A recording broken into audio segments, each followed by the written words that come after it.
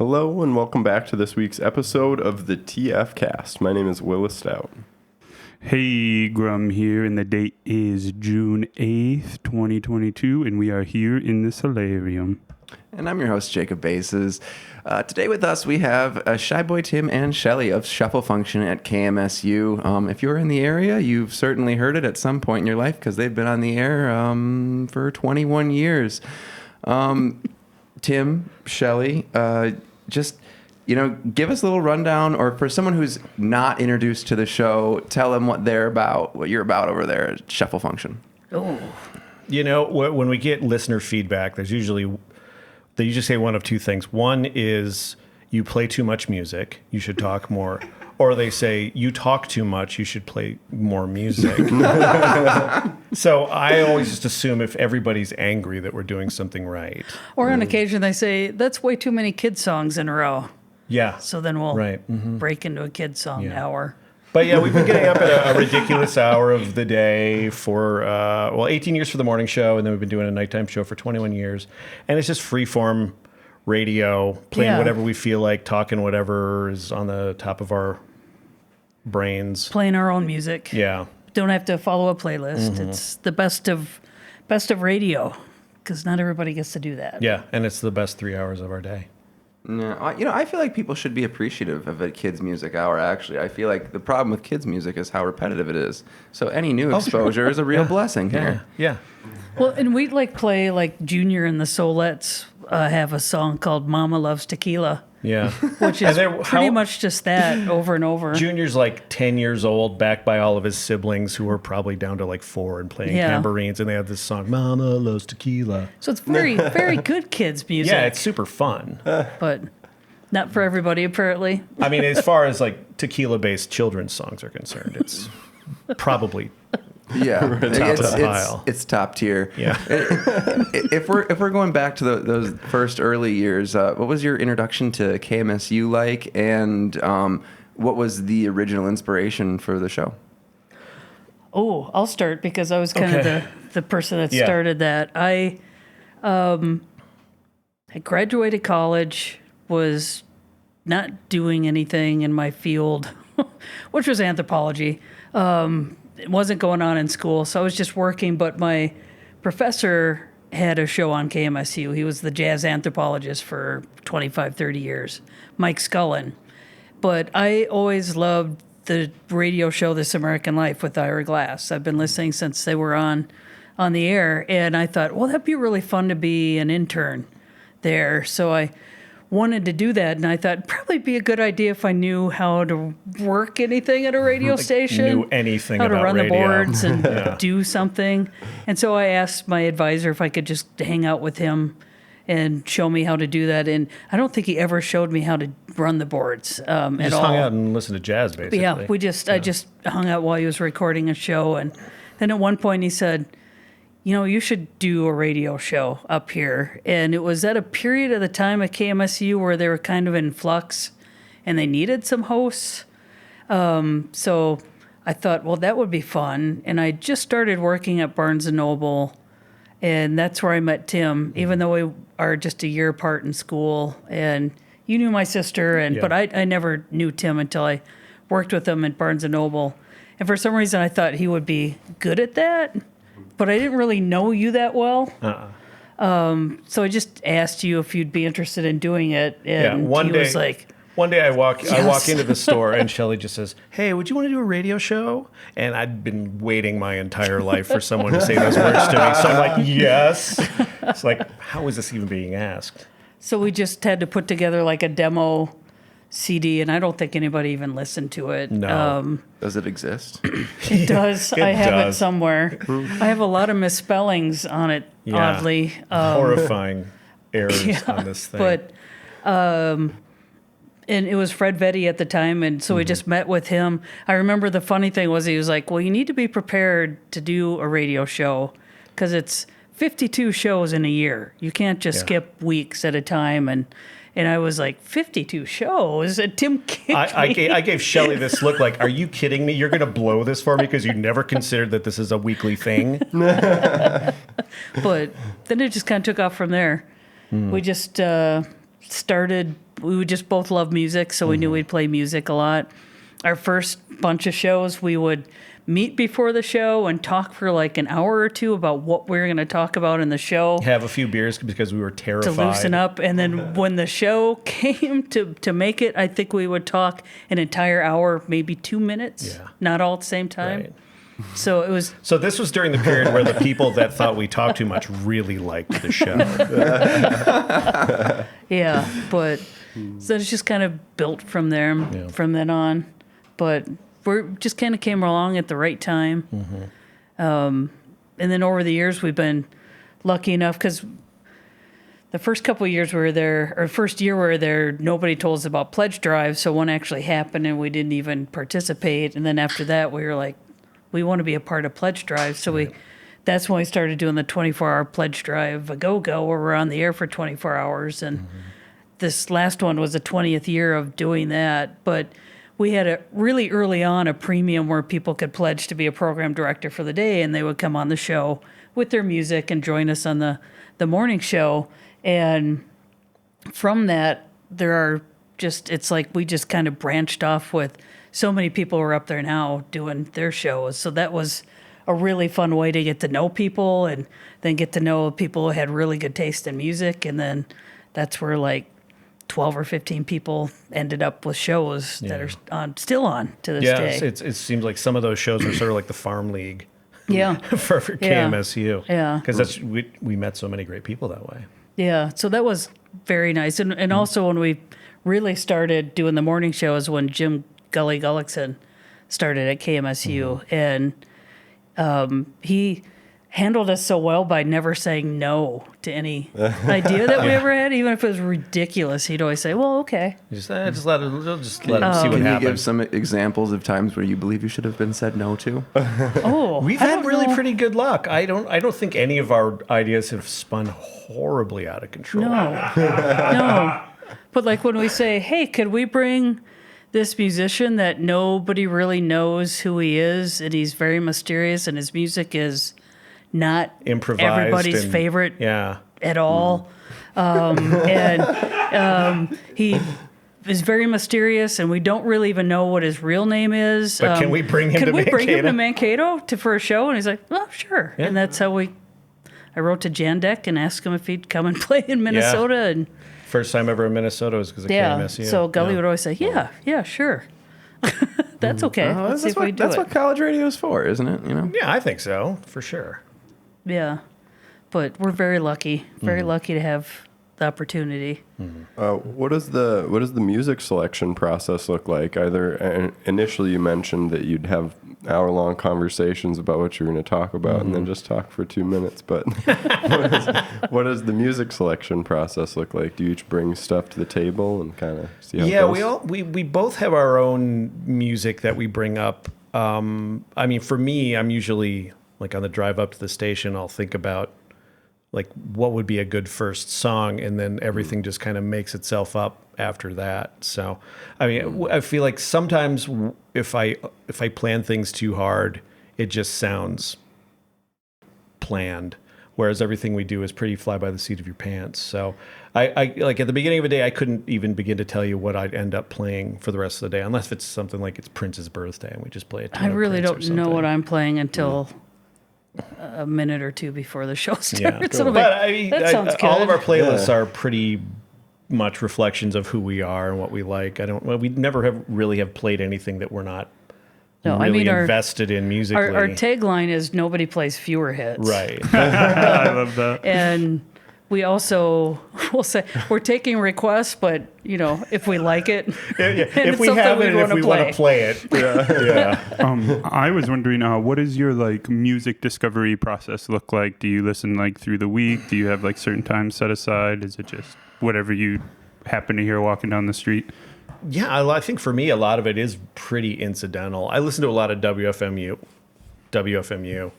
out of New Jersey, and that is just I think KMSU is a pretty amazing radio station, but WFMU is the greatest station on the planet. They're sort of like an incubator for anything that's possible with radio. And their DJs are just insane in their knowledge. At any given Saturday, if I'm listening to one of one of the shows on between like 11 and 4 o'clock, I'll end up on Discogs like 20 times looking to see how expensive these singles are because they're always crazy rare and awesome. But yeah, I find a lot of stuff from WFMU. Yeah. I just, or for reading about stuff or even like seeing documentaries or things like that. We're just pretty interested environmental in discovery finding versus stuff or what people tell academic us. too. Or like if I'm working at Toontown and I don't always get to pick the music, Carl will, of course, and he's got great taste in music, so I might hear something that I've never heard. Or maybe I've just heard the hits off of it, so it's nice to hear the deep cuts. But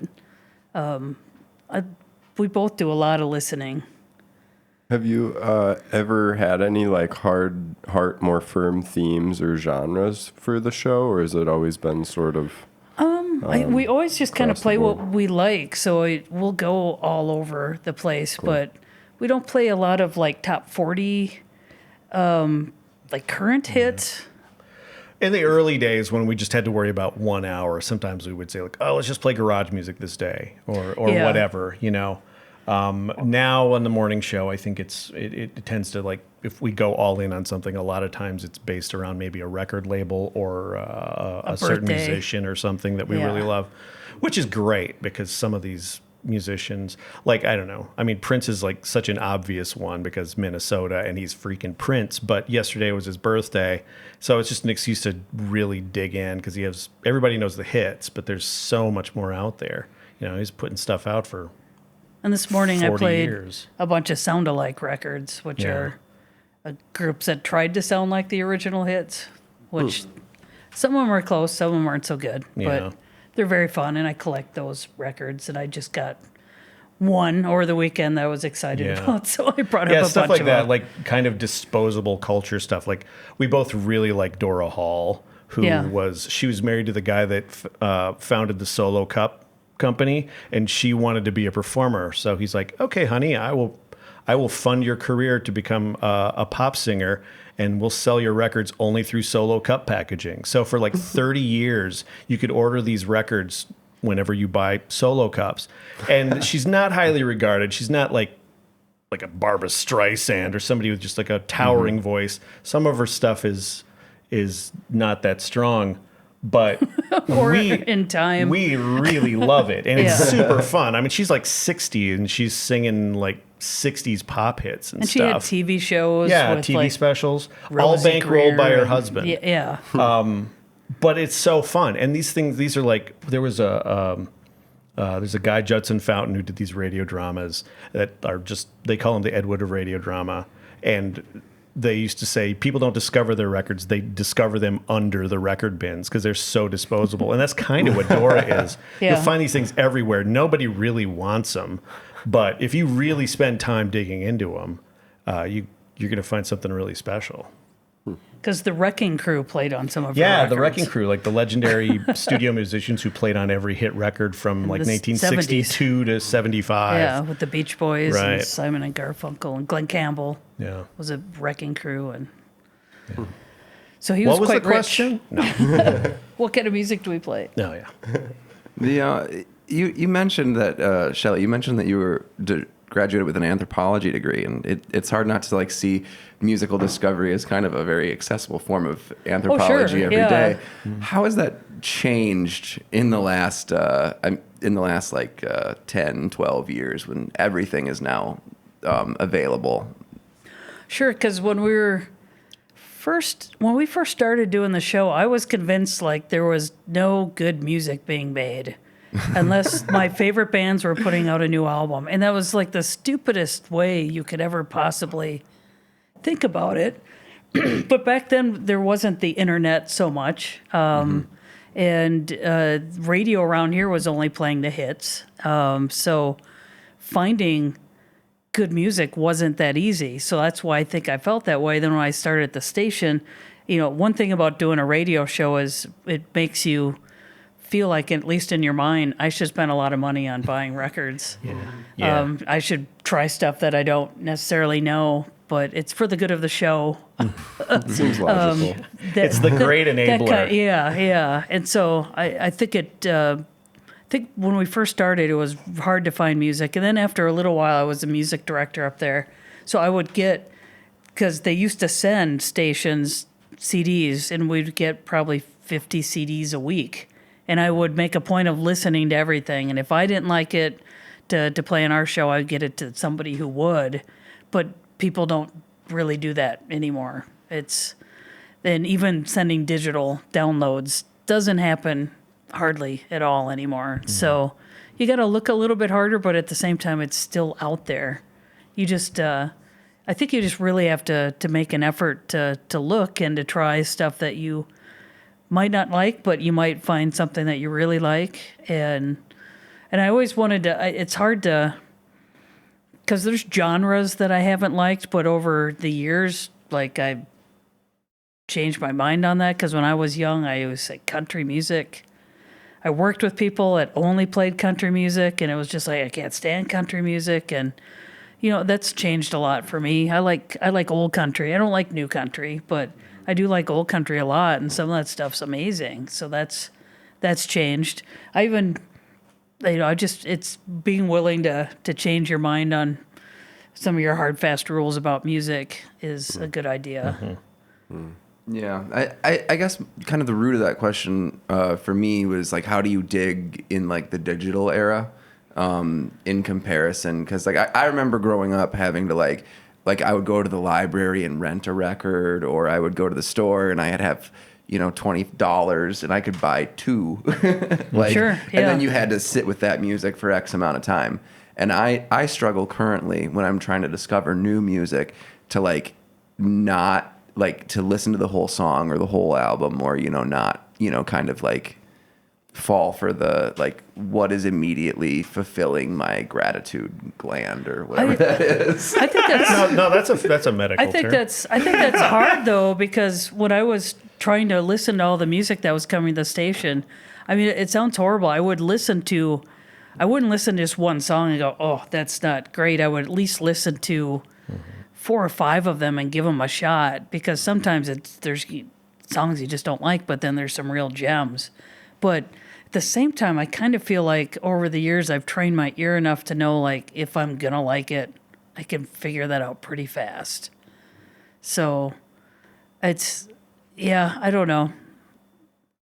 Finding stuff online on digital, I don't do a lot of online digging for stuff. Like you can go to play. A lot of people use playlists, and Spotify. You can be on like a Nick Drake thing, and they'll play artists similar to Nick Drake. I don't listen to Spotify. I don't listen to any of those kind of things, but I know a lot of people find music that way. I think that's great if they opening up to some other artists, but. Yeah, I mean, it's certainly accessible. You don't use any streaming service for music? Mm-mm. That's because I have so much. Yeah. Yeah. Well, there's some culturally, it seems like there was a shift between like people making music and then like the radio stations kind of receiving that music and playing it. And I wonder, I don't even know if I have a question exactly, but it seems culturally significant that shift happened. And then like I guess I wonder if because I make music and could send it to a radio station, but I haven't. Or is that missing? Do we need to get back to that so that there's like better connection between artists and radio stations? Or was it like an old thing that's okay, we don't do anymore? No, I always thought it was great because I heard so many bands that I liked that way. But people do just kind of get out of the practice of doing that because it's expensive and you have to put a little time in, and then 9 times out of 10, people are just putting it right in the trash, not even giving it a listen. So there's a lot of that please. Sure. But no, I always think it's great to be in touch with the radio station if you're in a band to ask them if you get played. Especially the one thing we're really excited about at KMSU is we had such a great pledge drive. We're going to start having an app of our own, and then it's going to have a complete other station, so to speak, that you can listen to. It's going to be all Minnesota music. Right. And so at some point we're going to be like really reaching out saying, give us your stuff because we need 24 hours a day worth of music because it's going to be streaming 24 hours a day. So I think it's great, especially local stuff and community. And KMSU's always been about that a little bit, and we've tried to do that with people that we know, having them on our show. I always feel like we can do more with that, but again, there's the whole. It's almost like when we request stuff, if assuming we like it, we'll play it kind of stuff. But I think everybody, because we even have like the Keeping It Local guys, so we're playing music there. Not so much on the Minnesota music with Chuck and Joel so much anymore, but Chris and Ben do such a great job. We love with them. their show. Yeah, they're fantastic, and the curation that they put into their show. They have they even been on a year? I don't think they've even been on for a year, and they've made so many connections, and they've raised the profile of local and regional music so much on KMSU. It's a real credit to them and to the station. because there's a great music community in this neck of the woods. Do you hear? I say we in even programming this show, I always thought like, oh, we won't know who to talk to next year, and now I would just feel like Pandora's box is open. Like you could talk to people indefinitely. I mean, we talked to both Chris and Ben here on this show. Did we have them on for Keeping It Local, or was it for their individual solo projects? Individual stuff. We've had Ben on twice, actually. Oh yeah, for Well, he's in a couple hundred bands. Just keep having him come in and talk about each separate band at a time. Right. just give him a show. Give him a different hat every time. What's the future look like for the Shuffle Function show? You got any plans for the future? Well, it would be nice because now that things are starting to open up a little bit with COVID, we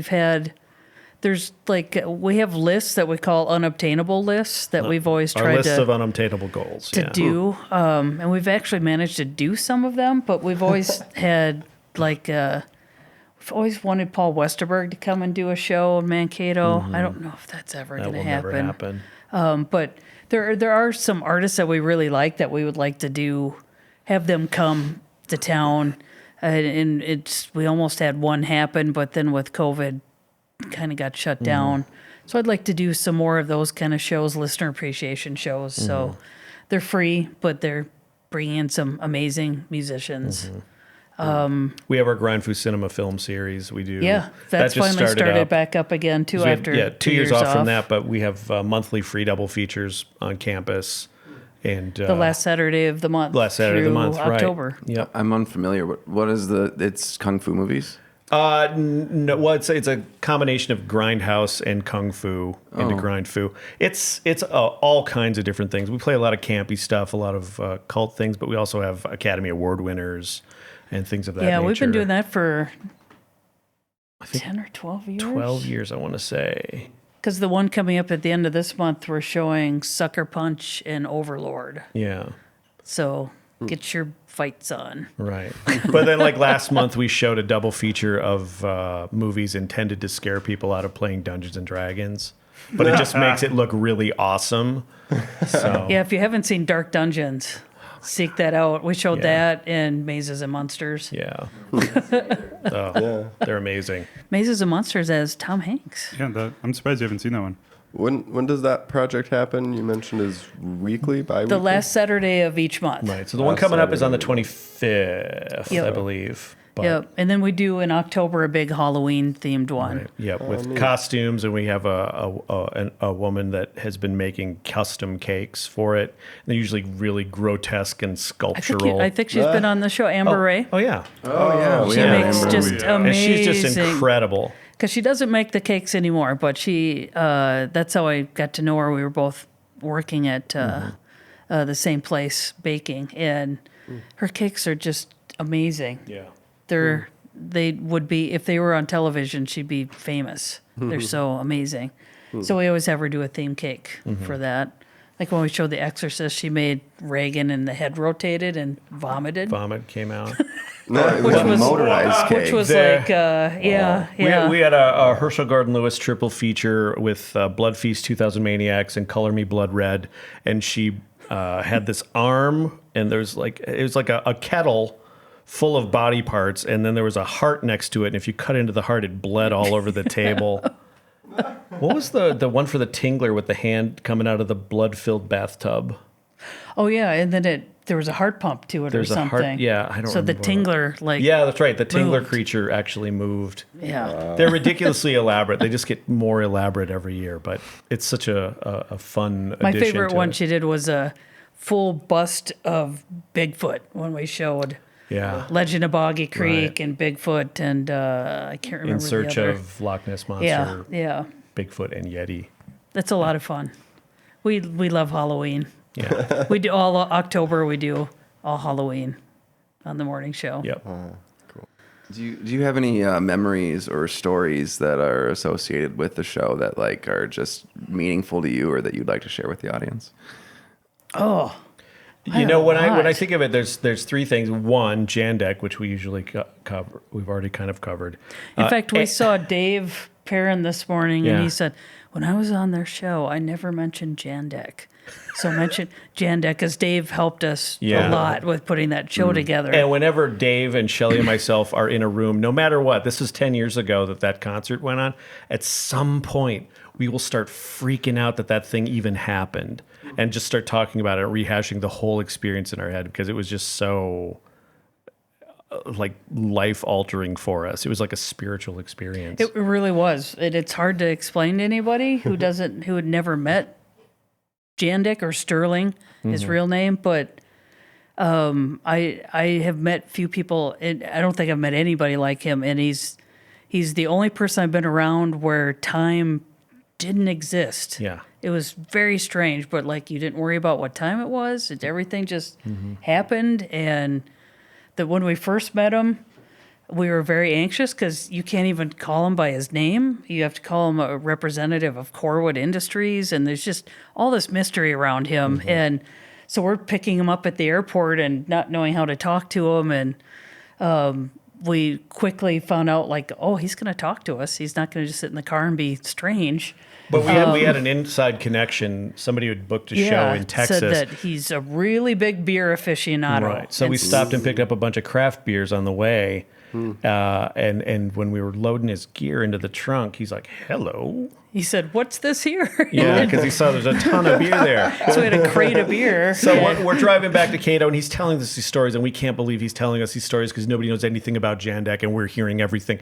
And we pull into town, and we're like, "Oh, you want to go to a bar and get some beers or something?" He said, "Hey, you know what? Let's just sit in the lobby of the hotel and drink those beers in your trunk." So we sat in the lobby of this just mundane motel drinking beers with this mysterious, globally unknown Texas musician, and we're hanging on every word. And we walk out of the hotel after we're done talking to him, and we're in hysterics. We're just all We don't three even of know us are just laughing. because it's like we don't even we know. can't stop. We're overcome with this euphoria, and we're like, we got to go somewhere and talk about this. So we drive back to Shelley's place, and we're just laughing hysterically. And a friend of ours who's kind of into Eastern religion and stuff like that, he says, you know, a lot of people say that if you're around an enlightened person, that it can create a sense of euphoria in you. And I feel like that's what happened. Yeah, 100%. So that's Yeah. so that's one. As anything with the legendary you. Stardust Cowboy. Yeah, yeah, Or the Hayes story.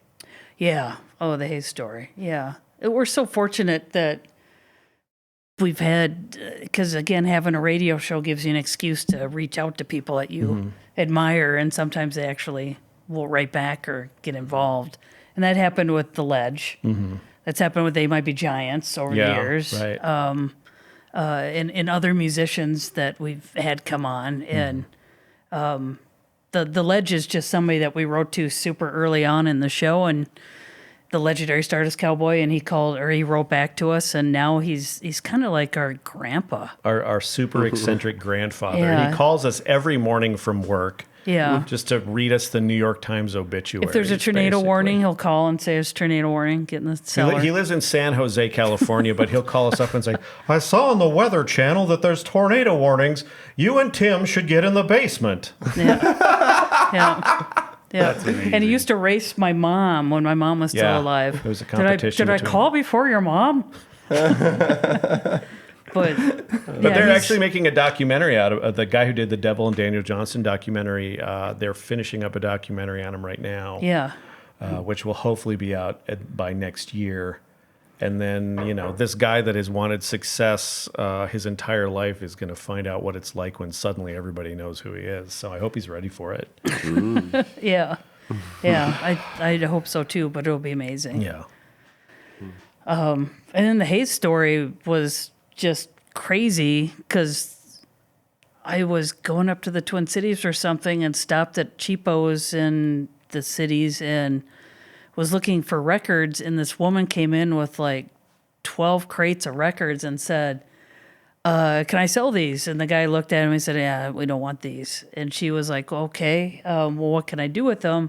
He said, well, we just don't take them. We get so much stuff. We're just not interested in them. And I had watched him pull like George Harrison box set out and like all this some stuff. Decent collectible some good stuff. And and so I was like, God, you don't want that stuff? But he's like, no, I don't want it. And she's literally up there saying, where's the closest trash can? And he said, well, it's actually right out here.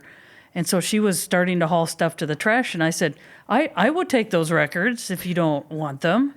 There's like 20 crates of LPs. Yeah, too. it filled my whole car. And and I gave her all the money I had in my pocket, which was like $9.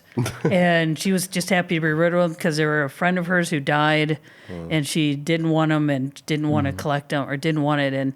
And so I drove to where I was going, and then I couldn't wait to look at what I got. So I was just paging through it, and I found this test pressing record. Yeah, completely unmarked test pressing. Nothing on it except a date. And when I got back to Mankato, I love those kind of records because you don't know what's going to be on it. Usually it's like polka or a church choir around or something. here. But in my mind, it's like, maybe this is the recording of the last hour in Hitler's bunker. Something you just never know. obscure and weird, Which it wasn't, but it was. Thankfully. It was. Oh my God. What does one do with that? I don't know. But it was really, really good music. And I just fell in love with it. And I said, Tim, you got to hear this. And he listened to it. He was like, oh my God, what is, because it was funky like, R&B stuff. Yeah. It had like a jazz swing to it, but kind of like a Spanish soulful. thing. Yeah. It was just awesome. And not the kind of thing you'd expect to just randomly come across. So we didn't know who the group was. We didn't know where it was from or anything. And it took 5 years of me on and off looking for it. And I contacted record labels with sound bites. Nobody knew it Magazines. was. Blogs that were into music. Yeah. I said, have you heard of this band? And nobody knew, but they are all like, this is freaking great. If you figure it out, let us know. Yeah, like this is Numero incredible. Records wanted to release it. Yeah. And so eventually we did like a anniversary show, and we played the entire album, and I put out everywhere that we're going to be playing it. And if you know who it is, write to us or call us that night when the show aired. So I was up at the station hoping that somebody would call and say, oh my God, that's my band or something like that. And while I was listening to the show, I just randomly started putting in some strange lyrics to the songs, thinking maybe that'll click. And I ended up finding out who the band was, and it ended up being a band from the Twin Cities called Hayes. And they have the album that I had was a test pressing for their first album, which is kind of a very underground but well-known group because they were before Prince, but Prince was a contemporary, and they recorded up in St. Paul, and they're all guys from St. Paul. And so I found out because I called Tim and I said, I think I found, because oddly it was like the one song on the album I didn't like was the lyrics that got called up, and it was their. I it was do actually, love my lady. Yeah, and it's not that I hate it, but it's not the strongest song on the album, but it was a hit for them. It actually charted nationally. Yeah, and so I said, the band is Hayes, and they're from St. Paul. And then I found online like a Japanese website had the album, but all the names were Johnson. I thought, what are the odds of finding a Johnson in Minnesota? How are we going to find a Johnson's in Minnesota and know who it is?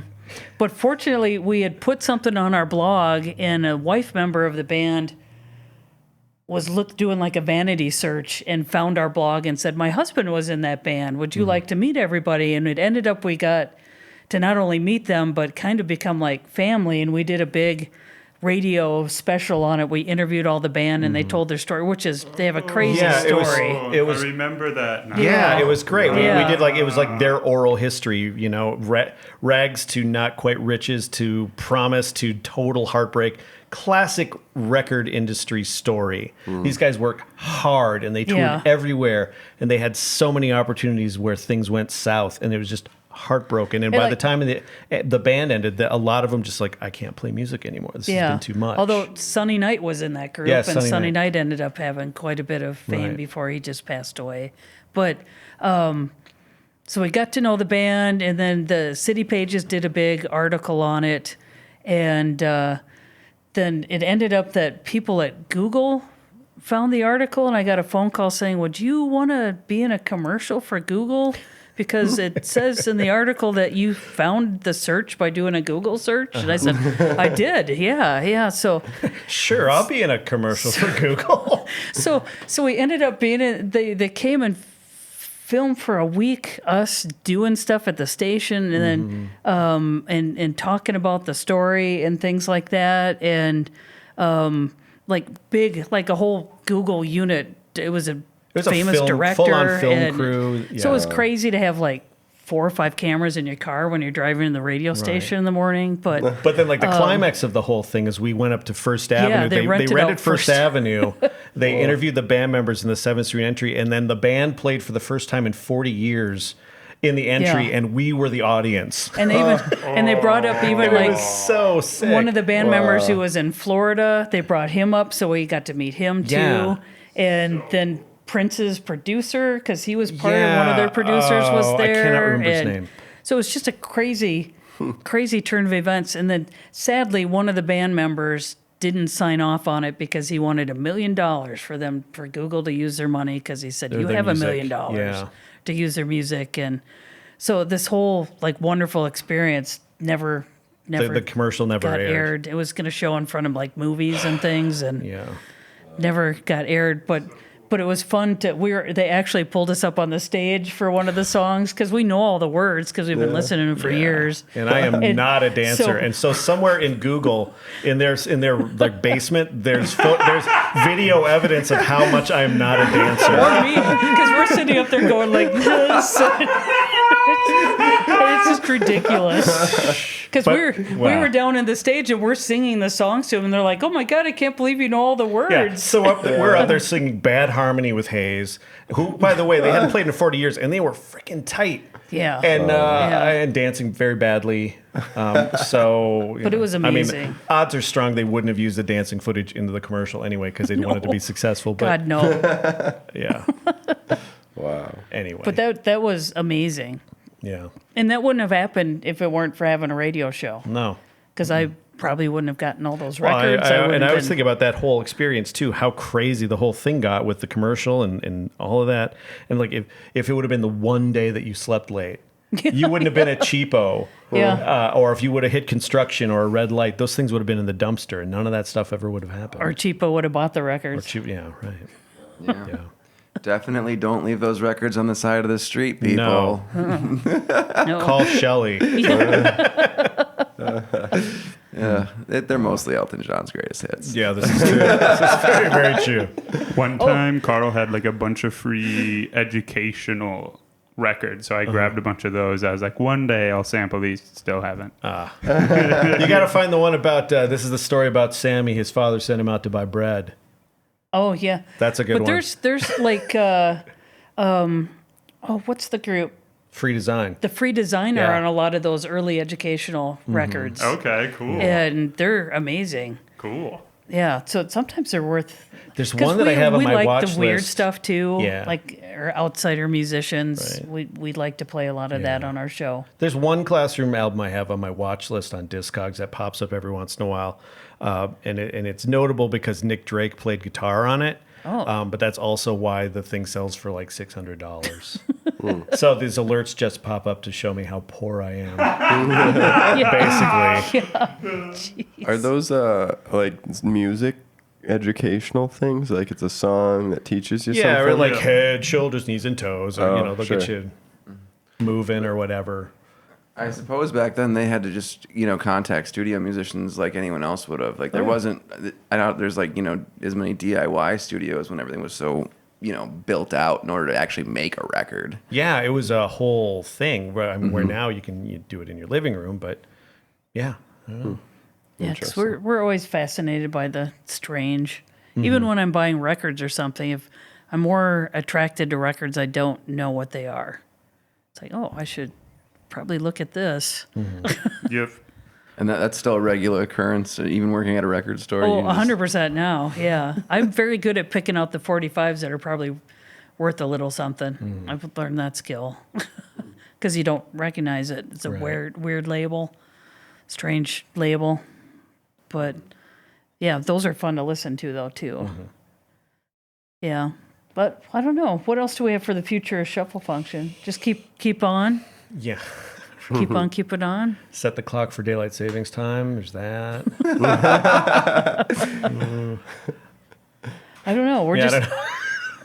We're always just lucky to be able to do stuff, and if we come up with crazy ideas, we can usually try to do it. I think the biggest thing right now for the station is working on the app and getting the HD channel with all the Minnesota music set up. Yeah. I think that's the most exciting development for KMSU coming up. It just in the last few years, just things have happened to the station that have needed to happen that might on a very fundamental level seem like they're the most basic, obvious thing, but we're kind of like not paycheck to paycheck station, but we're very mom and pop. Yeah. We don't have a ton of money. So when we have a really successful pledge drive, it's so exciting because we can do these Yeah, it's only been the improvements. last couple of years that you can even listen to archive shows. Yeah. Now you can find playlists really easy, Yeah. which are nice. Which again, for every other radio station on the planet, probably like, of normal. course that's just going to be there. well, playlist for every other radio station mostly is pretty simple because it's the same 10 songs True. over and over, but not so much at KMSU. Yeah. What that sounds really exciting for the app. In what other ways has maybe the KMSU experience, either as DJs or just KMSU in general, sort of changed over the last 20-ish years? Especially as stuff like the internet and streaming has been around. Well, we have, now that we are on the onlines, I think that's what the kids call it. Yeah, they call it the onlines. Yep. It is pretty fun that because we have listeners from around the world, or like when we do They Might Be Giants Day that our listeners Tom and Chantil do a day sponsor for. It's honestly the craziest day of the year for me because I'm running the boards and we're on for 12 hours playing requests, and we stopped doing it this year because when you've had requests from All seven seven continents and all 50 states for like 4 or 5 years in a row, it's like I'm kind of over that. So we jaded. get every year we get requests from that in like 23, 25 countries around the world Yeah. tuning into KMSU because of you can hear it online. It's fun. We ask people to send pictures like, what are you up to right now? And some places it's the middle of the night, and other places when we're just waking up and playing, they're like, it's tea time. We're having tea, kind of stuff. It's made it feel like a smaller world. Yeah. Like sometimes we'll make a big show on the day the anniversary of the day that Elvis Presley died, and we have a woman that listens in Ukraine actually, and she's joined us for like the last 5 years, just sending us messages and requests. But she's in freaking Ukraine. She was. One of the days we're on, we like to look at the Graceland live camera on that day Right, they because have you a just webcam never trained know on the house. if Elvis is going to be like, I'm going to go back to Graceland Yeah, on my this birthday. is the year that I prove I'm not dead. So maybe we can see him going in because you can see everybody going into Graceland. And it's fun to see the sunrise, but there's a chat room there. And I mentioned anybody in the chat room wants to hear some Elvis, we're on the radio and we're taking requests. And that's how Olga started listening to our show, Yeah. which is Oh, just she was just watching kinda- the Graceland. Yeah, Yep. just hanging out, Yep. also probably looking to see if Elvis was alive. And Alive or dead, I'll take any Elvis sighting. yeah, You know, exactly. Yeah. so it's fun to think that we're not just in the Mankato area. It's like everywhere. Yeah. So that's definitely changed. And even I don't know how many years we've had the Man Camp texting machine, but that was a big jump forward for the station. Sure. You guys know about the Man Camp texting machine? I don't. Oh yeah. Oh, yeah, he's the hamster that runs our texting machine. He's named Man Camp. Yeah, he's in the basement of the building. Oh, I thought you said band camp. Oh, no. No, Man, no. he's named after those things that they built out in the Dakotas when all the men were going to drill oil, the man camps. Yeah. Yeah, it was, I don't know why they named them that. It's Black Ops runs it all. Yeah. It's kind of weird. One of the hardest working members at KMSU. This He is very is. true. Yeah. And he works for treats. So Aw. And sometimes you guys will even be like, "Oh, we brought this in for man camp" or something like that. Yep. So he's the hamster that hops on a wheel and then he shoots the text up to the station and we can read listener texts. It's like one of those machines at the bank where it's the tube. Like a pneumatic Yep. tube, exactly. Yep. Yeah. Yep, Yeah. like in, but more Rube Goldberg. in Brazil. Right. Yeah. But so that's changed a lot because people can text us all over instead of calling, so it's Yeah. cheaper. Where we used to get a lot of phone calls, but now we mostly Yeah. get text messages. Yeah. Finally, the world is caught up to the fact that I don't want to talk on the phone with anyone. So this works out really good. And he's not a hugger, And I'm not a hugger. just to go let people know that. But gosh, otherwise we pretty much at KMSU love our what people consider dead media. I mean, we're a radio station that has turntables and uses it. Where that's Tape not decks. something that is so much in use. Yeah, I think looking back over the last 20 years, when we first started, it didn't really feel like the station was necessarily like it seemed a little more aimless. Now I feel like KMSU is very curated. Like all of the hosts that are on, they're putting their stuff out and talking about what they love, and it's kind of it's very personal radio. So you're kind of getting a reflection of the host, but you're also hearing a ton of crazy stuff that you're probably not going to hear otherwise. Yeah. It very hands-on with the hosts. One of my favorite things about KMSU, I think, is that it's one of the only radio stations that I'll turn on and then be like really pleasantly surprised by what's happening.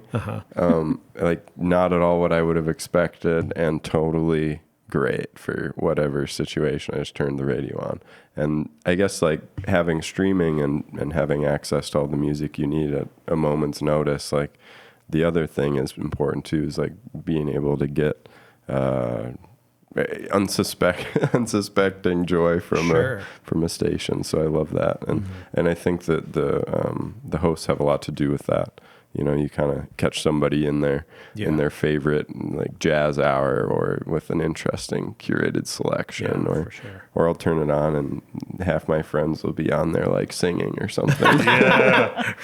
So I mean, where else do you get something like that? Well, we both grew up listening to radio a lot when we were young, and even through high school. And there's just something about, and I think there still is, but like even when I was a kid, like if you requested a song and then they mentioned your name on the air, it was like, I am so awesome. They mentioned my name on the air, and there's still that like, oh, they mentioned my name, because we try to do quite a bit of that when people request stuff. For some reason, we've given a lot of people nicknames over the years, so people will be like, "Oh, so you're so and so" when they meet them. But I still think there's just something about like when you randomly turn on a radio and they're like playing a song that you thought you were the only person that knew it, let alone would be wanting to play it. Or that's still like a pretty awesome just the feeling. surprise of listening to the radio and suddenly you're just slapped across the face with this amazing song that you couldn't have possibly anticipated. You know, there's no playlist or anything. It's just like the DJ's like, this is what you need to hear this moment, and it's amazing. just the sense of discovery that I get from radio is pretty wonderful sometimes. When everybody went into lockdown for, God, was it daily? Almost, we play. It was like T.O. every Barrett's hour for like a month and a half. Like a ship. T.O. Barrett and the Youth for Christ choirs, like a ship. And we still have people that are, if they're having a bad day, they'll call and request that. If they're happy, they'll call and request it. But usually it's like somebody just needs like a pick me up. Right. And I love it that something like that is out there in the world for people to hear. Or we get requests from people that, maybe they're just really at a tough time in their life and they need to hear a song, or something's just happened and they're just really upset and they want a song, or they, maybe it's a day that their mom or dad passed away and they want to hear one of their favorite songs. I love it that we can do that we're a station that's not like, no, it's not on our list of songs we can play. Yeah.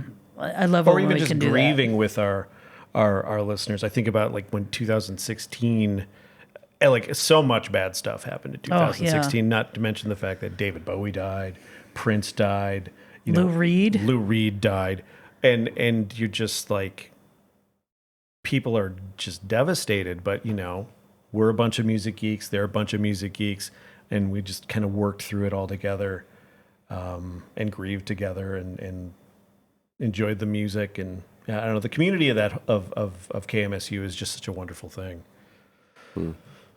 Well, we're hitting about the hour mark here, so should we probably do some shout outs? Let us know where we can find you, where your stuff is. I just wanted to say one more thing. One of my favorite things, I had to actually message Tim when it happened on the air, is there was a segment where you guys were talking about the worst people to play in sequels.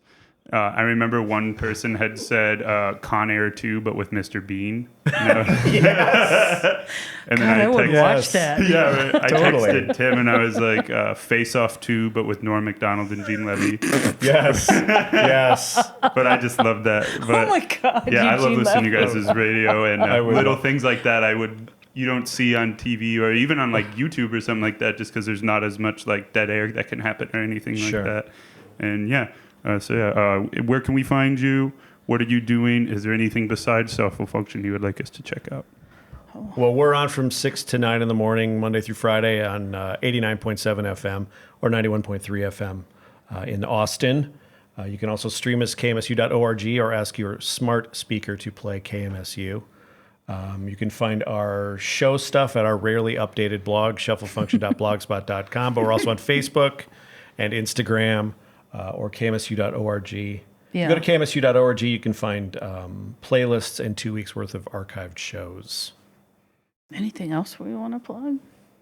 The movie thing, that sounds cool. Last Saturday of the month, Grind Fu Cinema. Grind Fu. So if you're a movie nerd, we're pretty proud of our double features, and they're free. Cool. Last Saturday of every month, 7 p.m. You can find info about those at kmsu.org. Bring your own sodas and own snacks. Yeah. Cool. It's like every other movie. Pretty much.